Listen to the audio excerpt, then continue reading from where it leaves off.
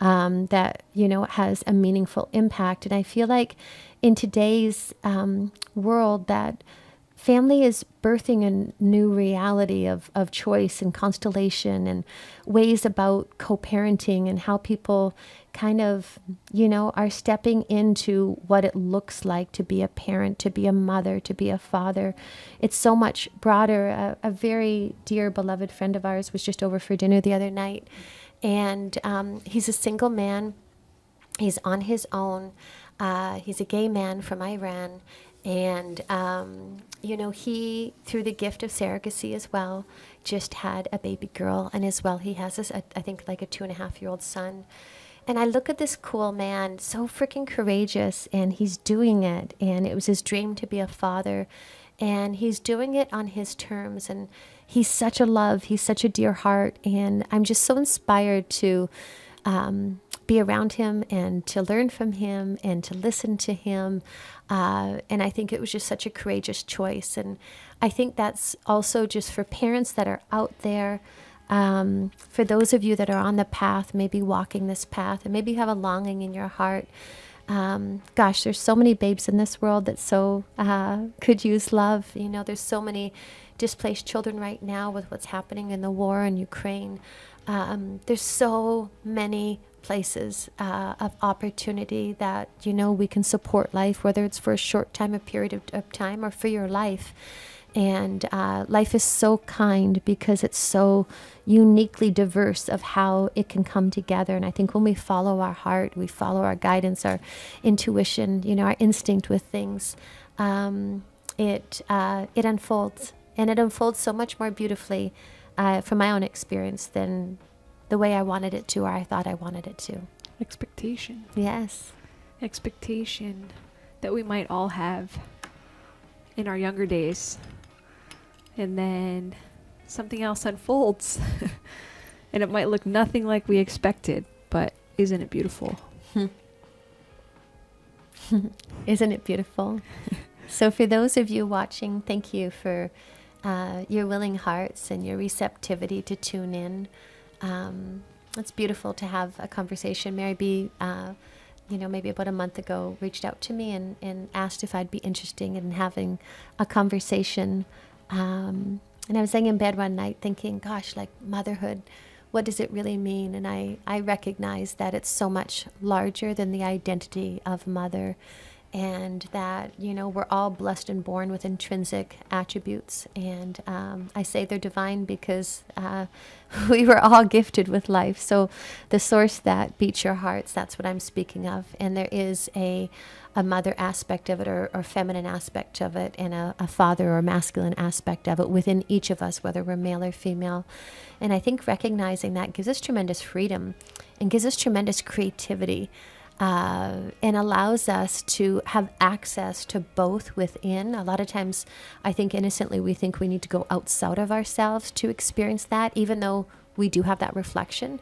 But we have a whole universe within inside of ourselves. And I think coming into Mother's Day, it just felt highly appropriate and sincere to be able to offer just a sliver of the gift of what it means to be a mother, what it means to serve life, what it means to embody and extend and touch upon something sincere, which is those divine attributes of the divine feminine within inside of ourselves. Well said, Sage Robbins. Well said. Well, as a new mother, we certainly are still learning every day. Yes. But I feel like we've learned so much already.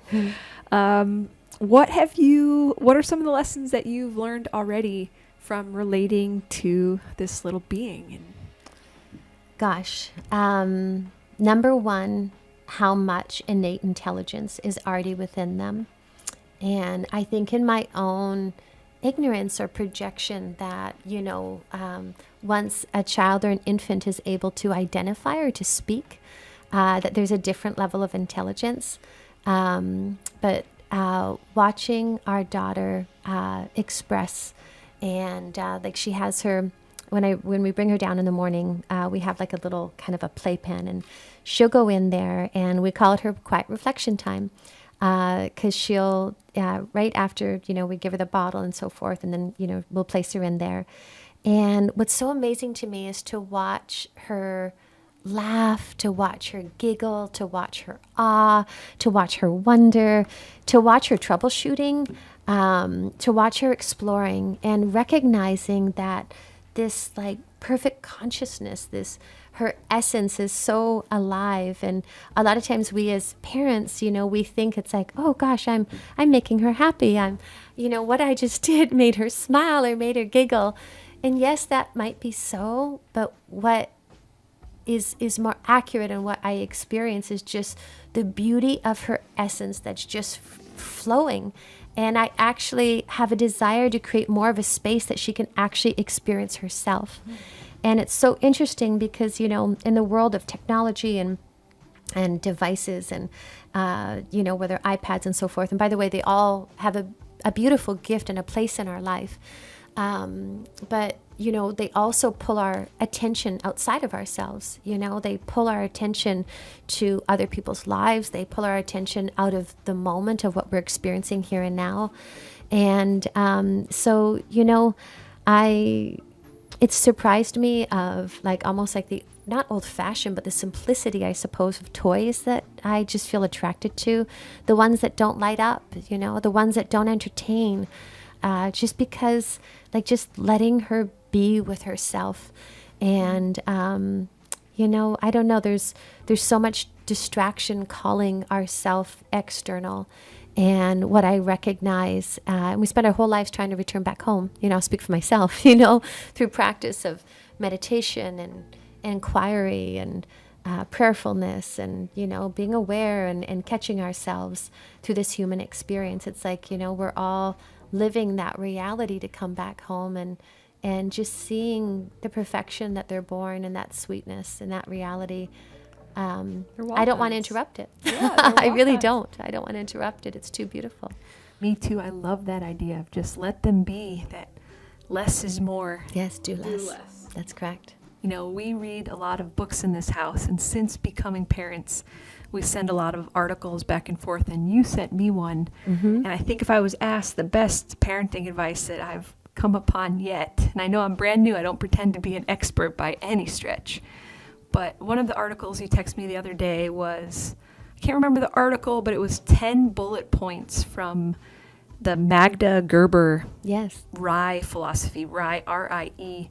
Magda Gerber, the late, great, born in Hungary, passed away in Silver Lake.